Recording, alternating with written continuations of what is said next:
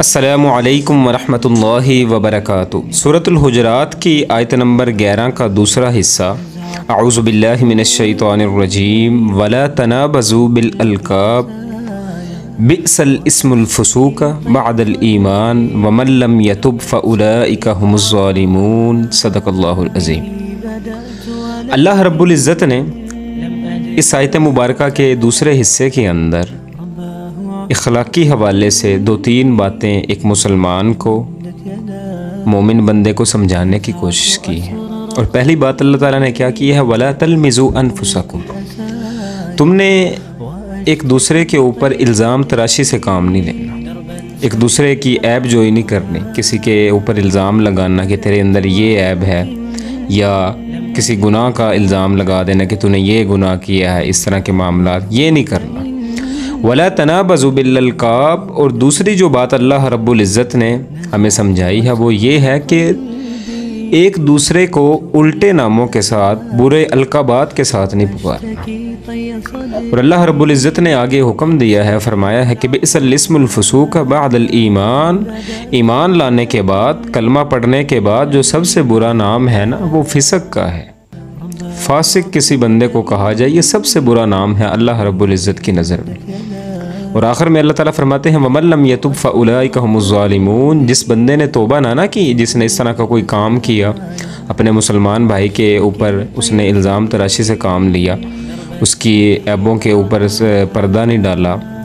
اس کی عزت کو پامال کرنے کی کوشش کی، اس کو برے القابات سے پکارا، تو جس بندے نے اس طرح کے کام کر کے معافی نہ مانگی اپنے ان بھائیوں سے بھی اور اللہ رب العزت کے حضور، فَأُولَٰئِكَ هُمُ الظَّالِمُونَ، اللہ تعالیٰ فرماتے ہیں یہی لوگ ہیں کہ جو ظالم ہیں اس دنیا کے اندر۔ دیکھیں آج دنیا کے اندر ہم میں سے کتنے ایسے لوگ ہیں کہ ہم لوگوں کو کیسے کیسے برے القابات کے ساتھ پکارتے ہیں، اور معاذ اللہ، اللہ معاف کرے، گالی دے کے ہم لوگوں کو پکارتے ہیں، گالی دے کے اگلے بندے سے ہم مخاطب ہوتے ہیں، کسی کو گالی نکال کر کے اپنے ساتھ مخاطب کرنے کی کوشش کرتے ہیں کہ تو فلاں ہے، یہ ہے۔ اور اس سے بھی بڑا گناہ وہ یہ ہے کہ ہم لوگوں کو ان کے اس نقص کے سے لوگوں کو طنز ان پہ کرتے ہیں، ان کی عزت کو خراب کرنے کی کوشش کرتے ہیں کہ جو اللہ رب العزت کی طرف سے کسی کے اندر آ گئے۔ مثال کے طور پہ کوئی بندہ نابینا ہے، یا کسی کی آنکھوں کے اندر کوئی مسئلہ ہے، بہنگا پن ہے، کوئی اس طرح کا شکار ہے، کسی کی ٹانگیں نہیں ہیں، کوئی لنگڑا ہے، کسی کا ہاتھ نہیں ہے، اللہ رب العزت نے اس کو اس چیز کے اندر اس حالت میں پیدا کیا، تو ہم اس چیز کو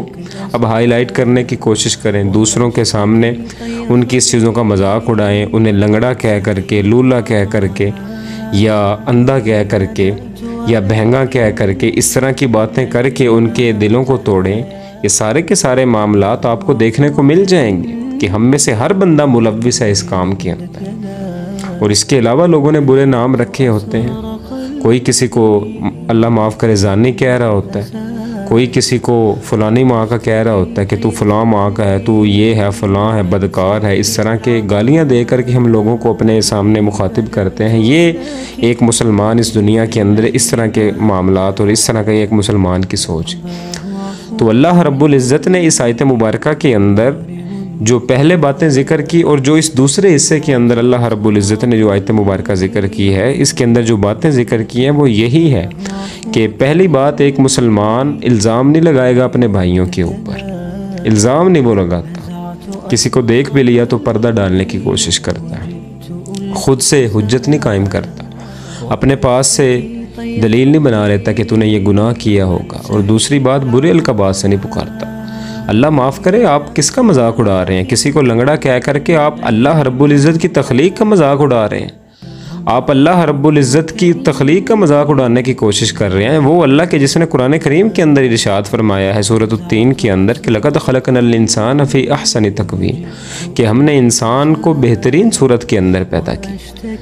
کسی کو اللہ رب العزت نے بغیر پاؤں کے پیدا کیا، یہ اللہ تعالیٰ کی حکمتیں ہیں، ہمیں کوئی حق حاصل نہیں ہے کہ ہم اللہ رب العزت کی اس تقسیم کے اوپر خود خدا بن بیٹھے معاذ اللہ، اور فیصلے کرنا شروع کر دیں کہ جی یہ کہ ایسے کیوں ہے، یہ فلاں ہے، یہ فلاں ہے۔